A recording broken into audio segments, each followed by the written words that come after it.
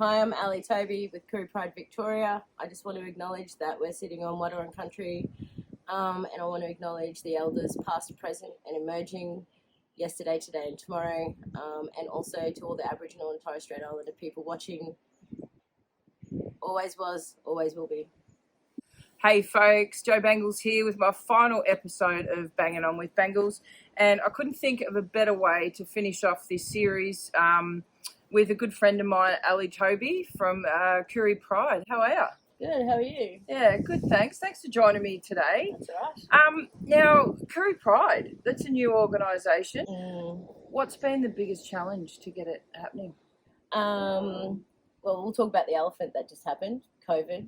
That kind of changed a lot of things. That old chestnut. That's old news now. What a year. So I started this job in February. Yeah. Then COVID.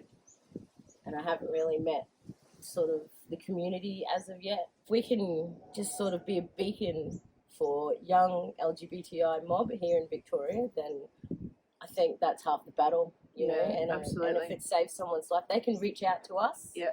And we can help them with whatever they need. Like we can refer them to different places. Yeah.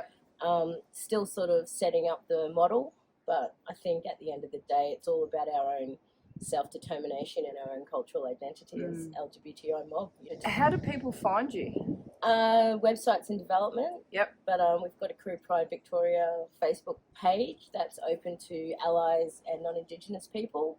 And for all you mob out there and you blackfellas, there's a private group that's just for mob only, and that's where we talk business, have a laugh, have a yarn, whatever you need, you know. Brilliant. I think in the new year, hopefully, we'll get together as a community too, and then we can really set a solid foundation on how this can be run for mob and how it will be run by mob for mob. And, you know, along the way, hopefully teach, learn from others. Absolutely. Yeah, that's what it's all about. You know? Yeah. Now, you personally, we met a couple of years ago. We did the inaugural Leadership Victoria LGBTI leadership course together. Yeah. And we've been mates ever since. Now, couldn't shake him. I don't know. He's like a boomerang. Just keep coming back, mate. Stop throwing me away. So that's funny. Like I remember that first time that we met, and like both of us were really vulnerable leaders, like both full of imposter syndrome. Why are we there? Why did we get chosen? Absolutely, you never shake that because that journey we're on, we're constantly learning.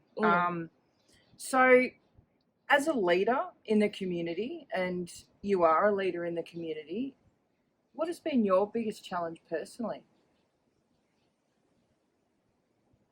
Stepping out into spaces where it's just all white and just been going like, but that's my whole life, you know. You kind of just take that in stride. I think just don't know, really this year, I think upon reflection through COVID, it's changed me, you know. Like deep down I'm like, oh, what is it you really want to do? And I think for me, just highlighting that fact that vulnerability is a huge thing, you know. Putting myself out there, and you're right, backing yourself, but I don't do that. Like there's so much work that I've done, I don't know. I just don't want to be recognised for it. It's like, nah, man, there's other people who need that.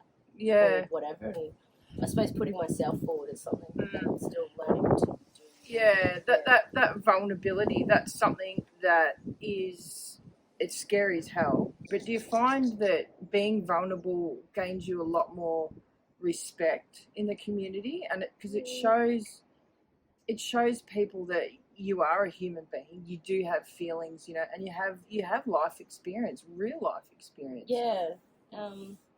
I guess I don't really see myself as the leader that other people see. That's that imposter syndrome. It is sneaking back because in, I just, you know, I'm not doing this for gratification or for my own self-glory or anything like that. True leaders don't. For me, it's about just, you can't be what you don't see. And if you can't see a reflection of yourself, then, you know, it's a big struggle. And if I can sort of just be the face, I guess, and be like, I'm queer. Mm. You know, I don't really care what anyone else thinks. It's because this is a hard yard. You know, Yeah. it's a hard road. What would you tell your 15-year-old self if you could go back and tell yourself anything? Take that cooking class. No. It's gonna be okay. Yeah. Yeah, you'll grow. You know, you come from hundreds of thousands of years of warriors. You know, I stand on the shoulders of giants, and everything I do in my life as me, I take that with me. You know, like, and social justice is that's my war I'm fighting. You know, and I think that's what we all fight. I know that's what you fight too. You know, and I think I would just say you're tough. Yeah, you'll be right. Thanks for joining me. That's right. And thanks for doing what you're doing. I think what you're doing is incredibly courageous, but really important as well. You know, it's not easy being a leader. It's been an incredible journey. Yeah. And Koori Pride is going to create change for so many people's lives. Yeah, and I really look forward to seeing what you're going to bring to the community. I can't wait. Thanks. So well done. Yeah, thanks for all your support too. I think, you know, that's what it is. It's not about leveraging, it's about walking with each other. Absolutely. Side by side. That's it. Yeah. Or on the back. Whatever. Yeah. Get in the back.